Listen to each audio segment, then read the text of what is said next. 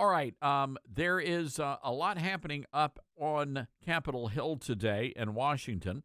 Want to go to the Patriot Mobile Newsmaker line. Our good friend, Congressman Ron Estes from the 4th Congressional District in Kansas, joins us. Congressman, hope you're doing good today. Well, thank you, Todd. Appreciate you having me on. Congressman, before we get to H.R. 2, which is the Republican Party's immigration legislation, I want to get the latest on what you're hearing about the border. We're hearing it's going to be bad when Title 42 ends later tonight. Well, it really is. I mean, the Biden administration's done almost everything they can think of to actually make the situation worse. I mean, President Trump had the border relatively secure when he was in office. In fact, you go back to 2020 before President Biden came into office, and there were depends on which month, 30 or 40,000 people that crossed the border illegally. Now, just last month, there were 191,000 alien encounters across the southwest border just last month, and that's about 24% increase. And that's even before this Title 42 is lifted, which was, Title 42, which was in law around the health emergency and how do we make sure that we didn't have COVID coming into the country. President Biden's going to end that. He's also ended so many other good policies like the Remain in Mexico, where, if somebody's coming from another country and traveling through Mexico and they cross into the United States border and claim asylum from their home country, the U.S. law is that they're supposed to seek asylum in Mexico before they get here. And President Biden just basically opened the borders and not securing them at all. As a matter of fact, it's even worse than that. I mean, there are reports that the administration has been coordinating with groups on the other side of the border to bring the illegals across. There's been video from journalists, I believe it was Fox. They had the video showing it looked like Mexican military officials helping or at least directing illegals to the border crossings here. At what point do we realize that our country is being invaded and we have got to stop this? Well, it's past that point of we should have realized it. I mean, since President Biden's been in office, there have been over 5 million illegal crossings of people that have been detained by the U.S. Border Patrol. And there's also been 1.3 million people that have got away. So we know they've got away. There's an additional number that we don't know got away, but people that the Border Patrol chased or the Border Patrol was able to see on infrared cameras, but they weren't able to get there to detain them. And as part of that, you're seeing people come across on the terrorist watch list. I mean, just last month alone, there were 11 people that were on the terrorist watch list that were stopped. We don't know how many got through.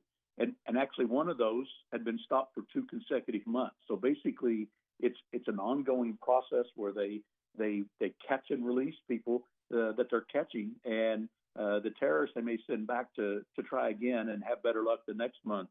But so many of the millions of people that they're shuffling throughout the country they're not tracking.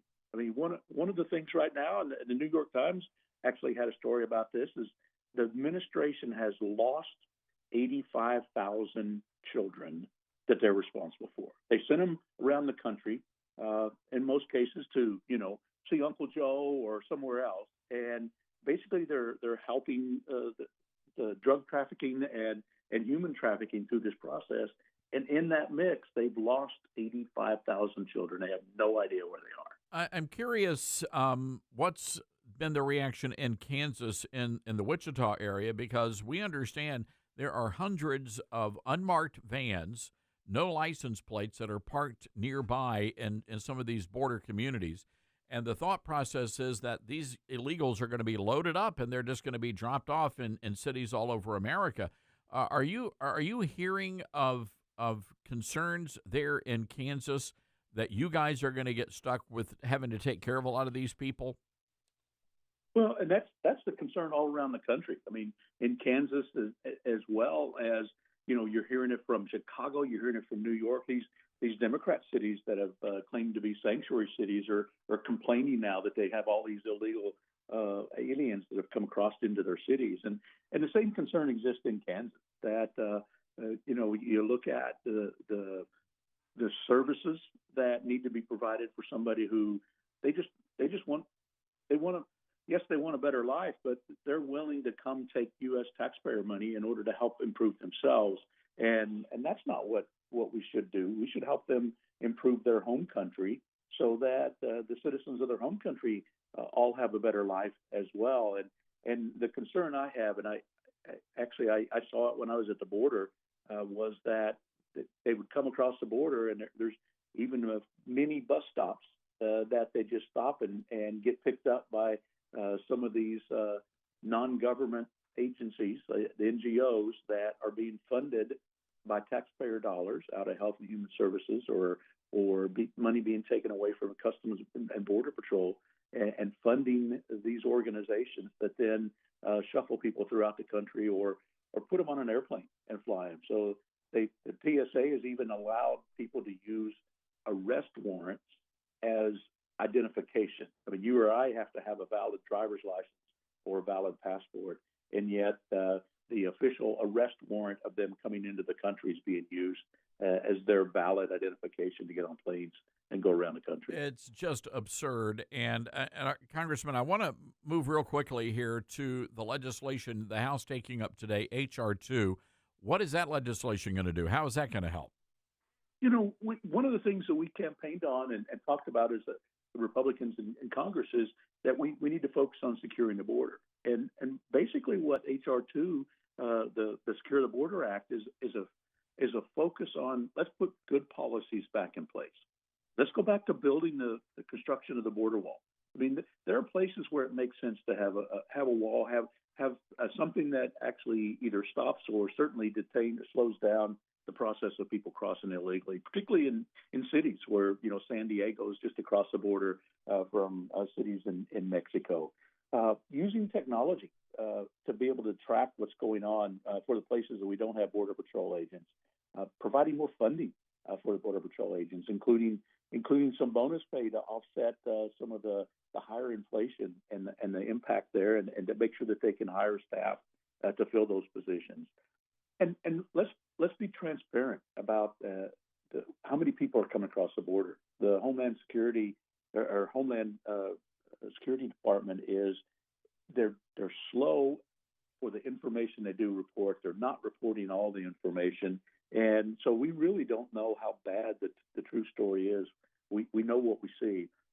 Policies like catch and release, where basically somebody comes across the border and they'll assign them a court date 5 years into the future and just let them go roam into the United States. And we need to focus on using the laws that we have to help make sure that we're following a good asylum process for folks that do have a legitimate claim. Most of the people now, they know the game, and the cartels know the game. The cartels are getting $4,000, $5,000, $6,000, $8,000 or more for some of these terrorists to cross the border.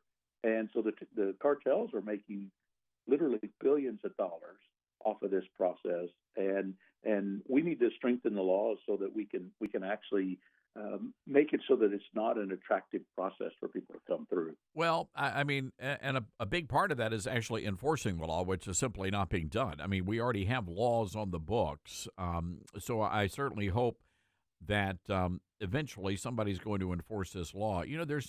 Congressman, the Constitution inside and out, and the guarantee clause. And that clause in the Constitution specifically points out that the federal government is to protect every state against invasion. Would you believe, or do you believe, that the guarantee clause should apply to what's happening in Texas? And if so, do we have the authority, or should someone have the authority, to call in the National Guard or every able-bodied citizen to stand guard on that border and repel the invasion? It really needs to be treated as such, because as an invasion, because the Biden administration is not doing anything to stop it. And one of the things that our founding fathers put into the Constitution and our structure of government was that the federal government would have some responsibilities, including defense of the country, but the caveat there was if they're not going to do their job, then the states have the authority to help protect themselves from an invasion. And you see over and over again the impact there of literally this invasion is impacting people. And as you said, the federal laws aren't being enforced by the federal government. I mean, there's just one of the simplest examples is there's a provision for the federal government to waive to allow somebody entering into the country that was designed if somebody needed a medical procedure or a short-term stay for something critical like that. They're just waiving that for literally thousands of people to come across the border just to get them across. And we need the federal government to enforce its laws, and we need to make sure that the role of federal government is to help protect our country. All right. Congressman, we've got to leave it there. Always good hearing from you.